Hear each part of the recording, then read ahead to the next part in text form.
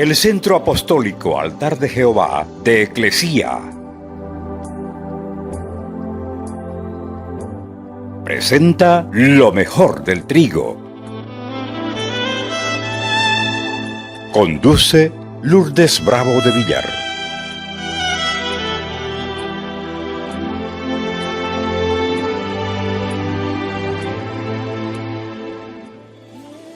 Efesios 2:1 enseña que antes de la salvación nosotros estábamos, ya les dije hace rato, muertos en delitos y pecados. Físicamente vivos, sí, pero muertos en delitos y pecados. Entonces reitera esta verdad el mismo apóstol Pablo en Colosenses 2:13. Dice, y a vosotros, estando muertos en pecado, os dio vida juntamente con Él, perdonándoos todos los pecados. Un muerto es incapaz de confiar en Dios o confiar en su palabra. El Señor Jesús afirma muchas veces que somos impotentes sin Él. Juan capítulo 15, verso 5. Juan capítulo 15, verso 5. Dice, yo soy la vid, vosotros los pámpanos. El que permanece en mí y yo en él, éste lleva mucho fruto, porque separados de mí, nada podéis hacer. Y tampoco podemos ir a Él si el Padre no nos lleva. Juan 6:44. Mire, todas las cosas las hace Dios mismo. Separados de Él, nada podemos hacer. Nada, nada. Ahora mire lo que dice Juan 6:44. Ninguno puede venir a mí si el Padre que me envió no le trajere. Y yo, dice él, le resucitaré en el día postrero. Entonces, más claro agua, sin él nada podemos hacer. Ni siquiera buscar a Dios, porque el que nos lleva a buscar al Salvador, ¿quién es? El Padre. Entonces, el pecado conduce a la muerte. Y la única manera de escapar de esa muerte es venir a Jesús mediante la fe, atraído por el Espíritu Santo de Dios. Porque la fe en Cristo conduce a la vida espiritual y en última instancia conduce a la vida eterna. Muchas veces le pasa al hombre lo que le pasa a los pajaritos en el vidrio, ¿se ha fijado? Cuando uno tiene vidrios en las ventanas, tiene blindes, siempre encuentra los pajaritos muertos ahí. Porque el pajarito se acerca, algunos se miran, pero otros no se miran, se chocan nada más y caen muertos. Pero ellos generalmente se acercan al espejo, ven su propio reflejo y comienzan a pelear contra su propia imagen. De igual manera, algunos de nuestros enemigos son el reflejo de lo que nosotros somos. ¿Cómo es eso? Si vos ves una persona iracunda, ¿te enoja o no te enoja? ¿Y vos no sos el otro iracundo? Lo estás viendo en otro, pero no lo estás viendo en vos.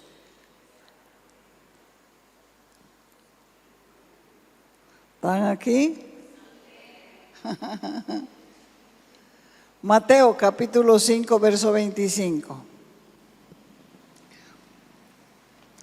Ponte de acuerdo con tu adversario. ¿Cuándo? Pronto. Entre tanto que estás con él en el camino, no sea que el adversario te entregue al juez y el juez al alguacil y seas echado en la cárcel. Aquí Jesús habla de algo más que simplemente evitar los pleitos. Está hablando del adversario. Este adversario no es un adversario normal, es un enemigo que dice que si nos descuidamos vamos a terminar en prisión. Y cada día de nuestra vida comenzamos el día con una nueva batalla contra nosotros mismos. Si nosotros nos levantamos con otra actitud, ya, tengo que hacer tal cosa, estoy cansado, Señor, ayúdame, tengo que hacerlo, tengo que disciplinarme, tengo que aprender, la vida va a ser diferente, porque nuestros pensamientos van a cambiar, porque la maldición es trabajar. ¿Cuántos días a la semana? Hasta las 4 de la tarde, hasta la 1, todos los días de la vida. Entonces la primera batalla, ¿con quién la tenemos? Con nosotros mismos. Es una guerra del espíritu contra la carne. Y la victoria contra la carne se vence al someterse a Dios y permitir que el Espíritu Santo controle nuestra vida. Gálatas capítulo 5, versos 16 y 17 dice: digo pues, andad en el Espíritu y no satisfagáis los deseos de la carne, porque el deseo de la carne es contra el Espíritu y el del Espíritu es contra la carne, y estos se oponen entre sí para que no hagáis lo que quisierais. Esta área deja a merced del enemigo a muchos. El único camino que tenemos para vencer la carne es la obediencia, es el sometimiento, es la rendición de la carne al espíritu. Todos tenemos que vivir en el mundo, pero no tenemos que vivir como el mundo. La parábola explica la justicia humana desde el punto de vista de Dios. En ese relato del adversario, ¿el adversario quién es? Satanás. ¿Y quién es nuestro abogado? El Señor Jesús. ¿Y quién es el juez justo?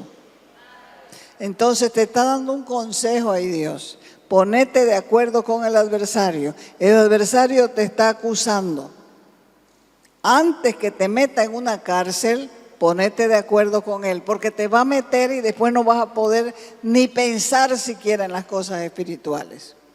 Entonces hay que decir, es verdad, Señor, lo que me acusa el enemigo es verdad. Pero yo quiero que tú me perdones, me laves con tu sangre, que tu justicia sea aplicada a mi vida. Y entonces, cuando reclama el adversario, el juez justo le dice, aquí no hay problema, la sangre de mi hijo ya lo limpió, fuera de aquí. ¿Entiende?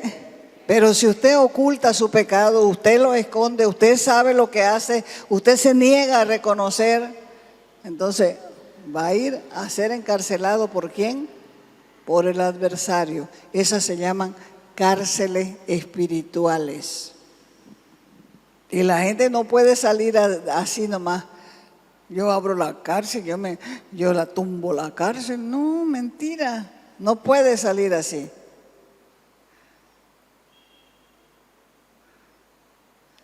La palabra adversario se traduce literalmente como Satanás. Él es el acusador de los hermanos. Así que el Señor nos está mostrando en esta parábola que cuando nos acercamos a Dios cubiertos con nuestra propia justicia, el adversario siempre tendrá la razón. Siempre tendrá el derecho legal para echarnos en la cárcel. Porque nuestra justicia son como trapos de inmundicia, dice la Escritura. Compruébelo en Isaías 64:6. Si bien, dice, todos nosotros somos como. A ver, lea, pues. Como suciedad. Todos nosotros somos como suciedad y todas nuestras justicias son como trapo de inmundicia, suciedad, basura. Y caímos todos nosotros como la hoja y nuestras maldades, nuestras perversiones y malicias nos llevaron como el viento. Cuando Él dice que nos pongamos de acuerdo con el adversario, quiere decir que nos aliemos con, no quiere decir que nos aliemos con el enemigo, otra vez se lo digo. Cuando Él dice que nos pongamos de acuerdo con el adversario, no es para que nos aliemos con el enemigo, sino nos pongamos de acuerdo con su acusación, en el sentido de que verdaderamente nos está acusando porque hemos pecado en esa área que nos acusa y debemos reconocer que solo la justicia de Cristo nos justifica. Cuando Satanás nos acusa y culpa e incrimina, muchas veces tiene razón. ¿Sabe por qué? Porque conoce nuestras debilidades, conoce nuestros pecados, conoce nuestras herencias y conoce nuestros defectos. Entonces, ¿para qué es el acuerdo entonces? Es para sincerarnos. Nos falta justicia. Y si no fuera por Cristo, terrible fuera nuestra vida. Porque Dios, en su justicia, Él determinó que donde haya tinieblas, el enemigo puede vivir y puede gobernar. Si Él nos acusa de no ser lo suficientemente puros, o de que nuestro amor entre hermanos es frío y es insuficiente, de que no oramos lo suficiente, ¿tiene razón o no tiene razón? Tiene razón. Entonces, ¿qué es lo que tenemos que hacer nosotros? Decirle, Señor, me está acusando con razón. Yo tengo un amor frío por los hermanos. Me importa un pepino lo que les pase. Es más, ni me importa siquiera. Lo que me acusa el enemigo es verdad. Yo quiero que me perdones, que pongas en mí un amor ardiente por los hermanos, que yo los pueda amar como tú los has amado, como tú me amas a mí. Perdóname, Señor. Yo sé que te he fallado en esta área y entonces te estás poniendo de acuerdo con el adversario en que le ha fallado a Dios. Y entonces puedes pedir que la sangre se haga efectiva en tu vida. Entonces, la clave es no discutir con el diablo sobre nuestra propia justicia. Pues nuestra propia justicia no es aceptada. No importa cuánto nos defendamos, no importa cuánto nos neguemos o cuánto nos justifiquemos, nosotros sabemos que las acusaciones del diablo es con motivo porque él vive en las tinieblas de nuestra vida y percibe las tinieblas porque es su alimento. ¿Están aquí? Entonces la salvación no se basa sobre lo que hacemos, sino sobre quién viene a ser Jesús para nosotros. Cristo mismo es nuestra justicia. Él nos justificó. Él nos hizo estar en paz con Dios, su Padre. Por eso es que Romanos 5:1 dice, justificados pues por la fe, ¿qué tenemos? paz para con Dios. Entonces, cuando Satanás se levanta en contra de nosotros y procura diligentemente distraernos y engañarnos para que enfoquemos nuestra atención en nuestra propia justicia, cuanto más reconozcamos que Jesús es nuestra justicia, el adversario no podrá tocarnos. Ni en las áreas que fallamos, si es que venimos rápido a la sangre. Y cuando Él se atreva a acusarnos y busque condenarnos por no haber amado lo suficiente, por tener un amor frío con los hermanos, podemos decirle, es verdad, no tengo mucho amor, pero como Jesús murió por mí, su sangre me limpia de todo pecado, inclusive de la falta de amor, del amor imperfecto. Y luego podemos pedirle al Señor que supla nuestra falta de amor. ¿Cuántos se sienten culpables de este amor frío? No me levante la mano. Solamente estoy preguntando. ¿Cuántos se sienten culpables de ese amor frío? La mayoría es culpable. La mayoría es culpable de ese amor frío. La mayoría es culpable por no querer orar. La mayoría es culpable por dormirse en la oración, por tenerla como fastidio la oración, por no querer comunicarse con Dios. Pero la sangre de Jesucristo nos limpia de todo pecado. Así que cuando Satanás busque condenarnos por nuestra impaciencia, ya saben, sí es verdad, mi carne es impaciente, pero como nací de nuevo, Jesucristo es mi justicia. Él me va a hacer paciente por medio de su sangre. Y por esa misma sangre recibo limpieza, soy perdonado de la acusación y puedo acercarme confiadamente al trono de la gracia. Entonces, ¿cuál sería la llave para vencer al diablo?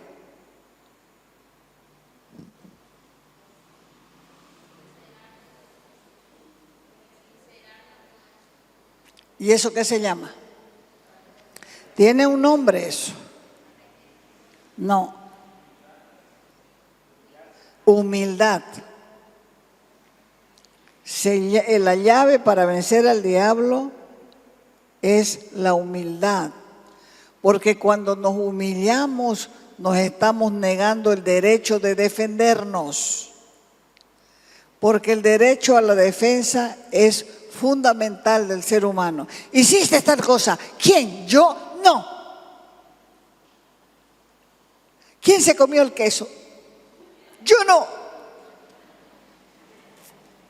Y los dientes con queso. Entonces, ¿se da cuenta? Cuando el Señor nos dice, estás haciendo tal cosa, no dice, no dice, se justifica. Eso no es humildad. Humildad es decir, sí, es verdad. Yo fui, yo hice. Entonces, eso es humildad. Sin duda vamos a cometer muchos errores, por supuesto que sí. Pero el enemigo no tiene derecho a condenarnos. El único que tiene derecho a condenarnos y a juzgarnos es Dios. Y es el único que tiene también el derecho de corregirnos. Por eso el Espíritu Santo es el que viene a darnos convicción, es el que nos guía al arrepentimiento, y ahí es el momento donde nosotros debemos decir, es verdad, Señor. Es verdad. Porque la gracia nos viene a través de la humildad. Este principio es aplicable a todas las situaciones, porque la humildad construye un muro espiritual alrededor de nuestra alma que impide que nosotros nos involucremos continuamente en contiendas, en competencia,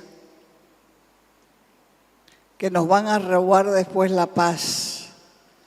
Y donde nosotros podemos practicar es en nuestras relaciones familiares, donde es más difícil, pero donde vamos a estar practicando todos los días. Cuando somos criticados por nuestros cónyuges y nosotros nos enojamos, tenemos en la punta de la lengua respuesta para cualquier cosa. Pero dice la Escritura que hay que aprender a pasar por alto la ofensa y eso nos va a librar. Parece increíble, pero las personas que más amamos son las que nos hacen más daño o son a las que nosotros mismos le hacemos más daño.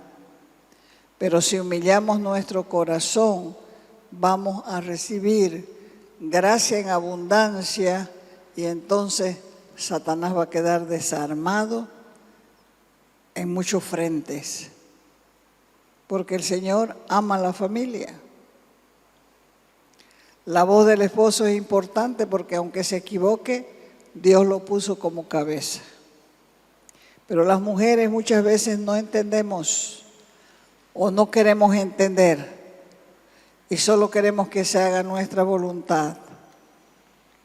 Y por esa causa es que vienen muchos problemas y luego nos quedamos sordos a la voz de Dios. A lo que más teme Satanás es a la humildad. La humildad es una virtud. Cuando él ve a una persona humilde, la odia, la aborrece, le da escalofrío, le duele la espalda, se le paran los pelos, si es que tiene pelos. Porque la humildad nos hace rendir cuentas a Dios. Satanás tiembla ante una persona que es mansa y humilde, pues son las áreas donde una vez Jesús caminó hasta la cruz. Pero ahora ese manso y humilde recibió un nombre que es sobre todo nombre, para que delante de él se doble toda rodilla y confiese que Jesucristo es el Señor. Ahora, cuando eres humilde, Jesús es el Señor. Cuando estás orgulloso, vos sos el Señor. Ser humilde no significa tener una cara de beato. Jesús es nuestro mayor ejemplo de humildad. Él fue el que dijo: aprendan de mí que soy manso y humilde de corazón. ¿Y qué es lo que vamos a hallar? Descanso para nuestras almas. Si no entiendes el orgullo, tampoco puedes entender la humildad. Y si Jesús no es el Señor de tu vida, está funcionando en tus opiniones o está funcionando en tus pensamientos. Por lo tanto, estás en orgullo. ¿Y qué hace el Señor con los orgullosos? Los mira de lejos. No se puede caminar en el Espíritu y seguir pecando. No se puede. Por esa causa es que le cuesta al cristiano madurar. No hay muchos cristianos maduros porque no hay verdadero arrepentimiento. Solamente tienen lástima de sí mismos y viven tratando de que Dios los acepte en esa naturaleza carnal y pecaminosa. Y eso es imposible. No va a suceder porque Dios resiste lo carnal. Él nunca va a aceptar el pecado.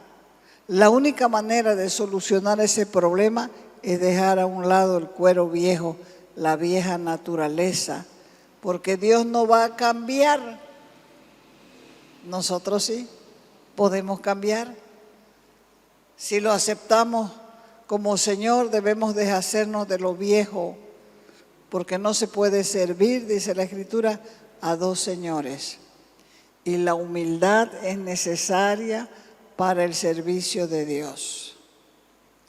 Mire lo que pide Dios, está en Miqueas capítulo 6, verso 8. ¿qué pide Jehová de ti? Solamente hacer justicia y amar, misericordia y humillarte ante tu Dios.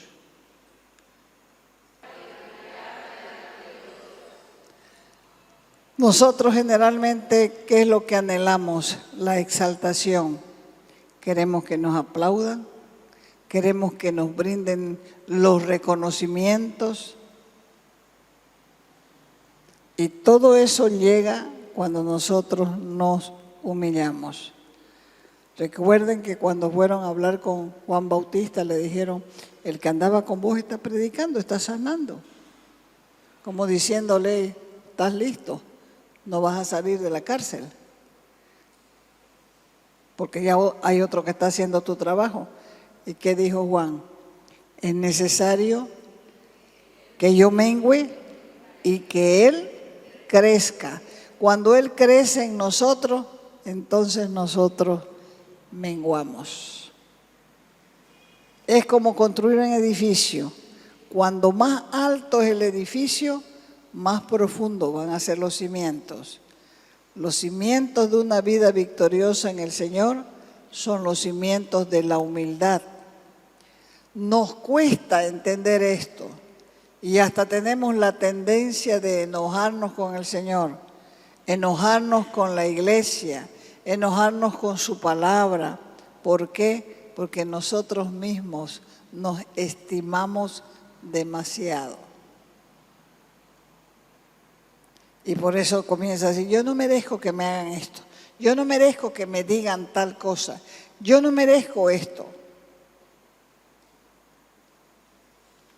Pero debes saber que todas estas etapas de luchas y batallas son para quebrantar tu ego. Son para quebrantar tu ego, para que luego de ese descenso Dios nos levante a una vida gloriosa de victoria. Porque un corazón humillado delante de Dios jamás, diga jamás, otra vez, será rechazado.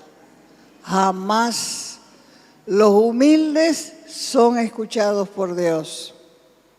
Dice la Escritura en el Salmo 9:12, Él no se olvida del clamor de los humildes, porque los humildes son los más grandes en el reino de Dios. Mateo 18:4 dice, cualquiera que se humille como un niño, ese es el mayor en el reino de los cielos. Entonces, ¿de qué deben revestirse los santos? De humildad. Otra vez, humildad es lo contrario al orgullo. Nuestra victoria comienza con el nombre de Jesús y va a terminar con su naturaleza en nuestro corazón. Es la humildad la que nos hace reconocer nuestros pecados. Es la humildad que nos hace mansos. Es la humildad que nos hace humildes. Y es la humildad la que nos lleva a reconocer nuestras culpas y nos hace ver que fuera de Cristo no tenemos ningún tipo de justicia. Recuerden cómo peleaban los discípulos por ser los primeros. Hasta que el Señor llamó a un niño y dijo, bueno, el que se haga como un niño, ese será grande en el reino de los cielos. Porque al niño usted le dice, te voy a comprar una bicicleta y el niño se la cree. Llega Navidad, espera la bicicleta y le dice el padre, hijo, no te pude comprar la bicicleta, pero el próximo año te la voy a comprar. Y el niño le cree. A veces uno con 30 años no llegó nunca a la bicicleta. Ya uno se compró para su moto, se compró para su movilidad, se compró lo que pudo hasta casa y la bicicleta no llegó, pero el niño le cree a su padre. Entonces por eso trajo un niño adelante y dijo que se haga como un niño, ese va a ser grande en el reino de los cielos. Te invitamos a nuestras reuniones los días viernes y sábado a las 6 de la tarde.